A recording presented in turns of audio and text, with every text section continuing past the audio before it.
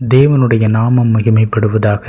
நாம் பேசும் வார்த்தைகள் எவ்வாறு இருக்கக்கூடாது? யாக்கோபு 3:10 துதித்தலும் சபித்தலும் ஒரே வாயிலிருந்து புறப்படுகிறது. என் சகோதரரே, இப்படி இருக்கலாகாது. கிறிஸ்துவுக்குள் அன்பானவர்களை, தேவன் நம்மை பரிசுத்த ஆவியினால் நிரப்பி அவருடைய கிருபையினாலும் வல்லமையினாலும் பாதுகாக்கிறார். அதை உணர்ந்தவர்களாக நமக்கு மற்றவர்கள் மூலமாக ஏற்படும் சோதனைகளின் மத்தியிலும் நாம் சோர்ந்து போகாது தேவனை நோக்கி கூப்பிடும் பிள்ளைகளாக காணப்படுகிறோமா? ஏனென்றால் அவர் நம்மை காக்கிறவர், வழி நடத்துகிறவர், ஆறுதல் அளிக்கிறவர், விசாரிக்கிறவர், பலன் தந்து துணை நிற்கிறவராக இருக்கிறார் என்று வசனம் சொல்கிறது.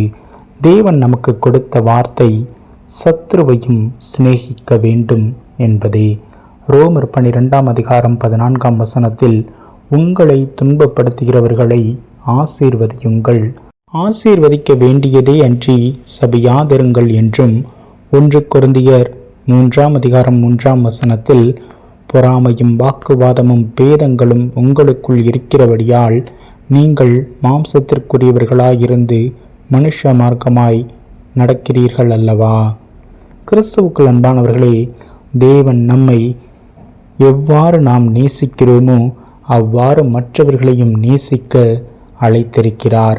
1 பேதுரு 3:9 தீமைக்கு தீமையையும் உதாசீனத்துக்கு உதாசீனத்தையும் சரிக்கட்டாமல் அதற்கு பதிலாக நீங்கள் ஆசீர்வாதத்தை சுதந்திரித்துக் கொள்ளும்படி அழைக்கப்பட்டவர்களாயிருக்கிறீர்கள் என்று அறிந்து ஆசீர்வதியுங்கள்.